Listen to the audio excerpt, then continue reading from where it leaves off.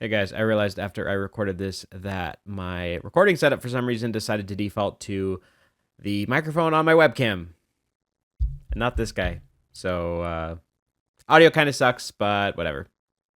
Here's what I had to say. Well, if you know Betteridge's Law of Headlines, you already know the answer to this video, but uh, well, this is stuff like this is the reason I originally made this channel. So I've been putting off doing this all day because this is not gonna be a funny video. It's gonna be a more serious video, a vulnerable video. And while it's not gonna be fun, I feel like it's going to be necessary. Um, so I might as well just get into it then. For some context, well, the entire reason I'm making this. Actually, first off, this is probably not going to be very edited, very. I'm going to try and just do this in one take so I don't have to spend a lot of time. Because I told some people I'd have this up today. So this is going to be a little raw, a little just off the cuff. I do have notes sitting right here on my other monitor, so if you see me looking over here, that's why. I have like a page and a half to go over. So, anyway, there's one thing I do have to edit though, because earlier yesterday, a guy from my church made a post and had this picture right here, which I will go ahead and read real quick. What it did is it said, many Christians suffer from loneliness because they are sitting instead of serving. And this post made me mad because it is just so, so not true. So much not the case, and so much just wrong. I could use more colorful language, but I won't. Um, so I commented on it saying that maybe it's because married people treat single people like they're second class citizens. And I will admit, I was a bit short with my answer, but lunch was about over and I needed to get back to work. But for that, I apologize for not giving a more clear answer than what I posted because I did have some people contact me afterwards saying like, "Hey, are you okay? Is everything okay?" And yeah, for the most part, we'll get to that later more so. But there's a reason it made me angry. There's a reason it made me frustrated, and it's because I do believe what I commented, and I know I'm not the only one. And because of that, I kind of wanted to explain things. But first, I'll say this first because this is if you want the gist, 3,000 foot view, this is the main thing. And first off, to be clear, I have since talked to the person who posted this. They've apologized. We're cool. It's fine. So I hope I do not say any of this out of bitterness or resentment. I'm just mainly saying this because some people have asked me about my comment, and I wanted to be more clear about why I said what I said. So, this is how I've been putting it to people I've been talking to. Seeing someone from church flippantly post something, pointing a finger like a Pharisee, saying my loneliness is my own fault instead of reaching out a helping hand like Jesus, is both disheartening and discouraging. Because, yeah, I've dealt with loneliness a lot. To this day, honestly, to be fair. And it's not fun. But the thing is, to see this, why it frustrated me so much is because I serve at my church a lot. Honestly, there was a time, and it's better now, but there was a time where I was serving so much in a week that on multiple occasions I called church work because Tuesday night was men's study and they needed me to run the slides. Friday night was the young adult study, which I had to help with sometimes there too. And then Sunday was church, and I'm the head of streaming at my church, so I was needed there. And and the fact that it's mobile church makes it so much more difficult because you'd find yourself in the morning setting up at 7 a.m. half awake, then you run the church service because generally it's like at that time there's only two of us, so you're the one who's setting everything up and you're the one who's running everything. And then afterwards, since you're a mobile church, you got to tear everything down. And so you don't get to talk to a lot of people. You don't get to socialize or do anything fun. In fact, there were times I had to turn down requests for lunch that I got invited to by some friends that I care about deeply, because I was like, I would love to join you guys for lunch, but I'm going to be tearing down for the next 30 minutes, so I can't go. There was a time, there was a moment very specifically where it was me and this other guy who were running the streaming, and him and his wife decided to go find another church, which is fine. I'm still friends with him. But at that point, I just felt so overwhelmed that I remember talking to one of the, I don't remember if he's an assistant pastor now, I don't know if he was at the time, but I just talked with him crying because I was just so overwhelmed, and I felt like I need to go somewhere else because I'm just exhausted here. And that was a very lonely time. So, to see something like this where someone said that my loneliness was because I wasn't serving enough, it hurts to see that. Because you can be surrounded by people and still be lonely. For a little bit more context, I've been going to this church for 15, 16 years now, so long I don't remember. But I started going in high school and was going to youth group there. And a lot of the people that I knew from that time, I see, like, there's one that still goes to the church. Obviously, the youth pastor is still the same, but everyone else has kind of moved on. They've gotten married. Most of them I don't know because I went off for college, came back, and a lot of them were just gone. Where they went, I don't know. Some of them I do, but most of them just don't know where they are. And to be fair, I get married stuff makes things complicated. And I do have some really good close married friends. But I get it because I have some friends who are married and they have 2 kids, and there's just around flu season, I know I'm probably not. I know I'm probably not going to see them because they're just going through a cycle of who's sick that week. So I get that being married makes things difficult. I don't deny that. I've seen it with my friends, so I know. But have friends just straight up. I've had a friend once tell me straight up that because he got in a relationship with this girl at church, and he said, well, and he kind of just fell out of hanging out because we used to hang out a decent amount, and he just told me, well, if you want to keep hanging out with me, just find a girlfriend so we can go on double dates. And I'm not really friends with him anymore for a reason, because that's stupid. It's stupid. And there have been occasions where I've been ignored just because I've been single. There was a time where some guy at church that I'd known for years, never really been invited to his place, but a new couple joined the church, and they were like, I was sitting in and just talking to him, inviting them that weekend or that week. I don't remember exactly when it was, but I'm like sitting here, I'm like, here's this person I've known for years who I've never been invited to do anything with, yet here he is inviting this new couple just because they're married. And there was another time, I think I was doing teardown, and I was working on getting everything put away with a couple at my church, and another couple, I think they were engaged at the time, walks up and starts talking to them, and I'm standing there too, and then they start making plans to do something together, and then I realized, oh, I don't matter in this conversation. In fact, I don't think I'm a part of it. And at that point, I just got back to tearing things down because I figured, it's kind of just it. So that leaves me surrounded by a lot of people I don't know. And the few people I do know about, I know because they're conspiracy theorists, which is a different issue, but doesn't help because they're not exactly people I want to spend a lot of time around. But again, that's a problem for a different day. And I'm not the only one that feels this way. I've actually talked with some friends about this, and Chris and Jordan, thank you for your input.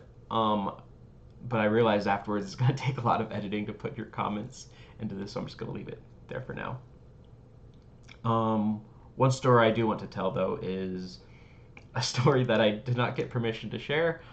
So I'll be be vague on the details. But I know I have a friend who said that she was going to a church for a while, and she started dating a guy, and all of a sudden people like who had never talked with her before were like, "Oh, you should come have dinner with us," blah blah blah blah blah, that kind of stuff. And when they stopped dating, she never heard from them again. Granted, this is a story that I heard about 3 years ago. So to the person, you know who you are. If that isn't accurate, sorry. Let me know and I'll amend it in a comment if that's the case. So yeah, you don't have to be saying someone's lonely just because they're not serving enough. No, I've served a lot. I've done a lot. And I've been told it's appreciated. And I've been very thankful to people who said that. But just to say I'm lonely just because of that, no. That to say, that all said though, because I know people asking, are you doing okay? Two very specific people who've been asking that. I've actually been doing a lot better recently. Back in December, back in more like November, actually, I got recommended by a friend to go into therapy, which is hard to admit, but it's been really helpful. Learned a lot about myself, and therapy is actually the reason I started taking dance classes, because he recommended, actually this is a fun story, so I'm going to say it. This wasn't in my notes, but it's a good one. I was talking with my therapist, and he was telling me, Seth, exercise is one of the best things you can do for your mental health. And I was whining and moaning because I don't like it. I said, I don't want to do that. Going to the gym is boring, which I still believe going to the gym is boring. So he said, well, if you wanted to do something, what would it be? And I made the flippant remark of, well, I always thought it would be fun to do like swing dancing or something. So he pulls out his phone, looks up at dance studio and says, call them and start taking lessons or something like that. And I said, well, but I'd looked into this before. And so I was like, well, and the reason I had done it before is because the thing that I got said you had to have a partner. I was like, well, they probably require a partner. He looked it up. He's like, no, they don't.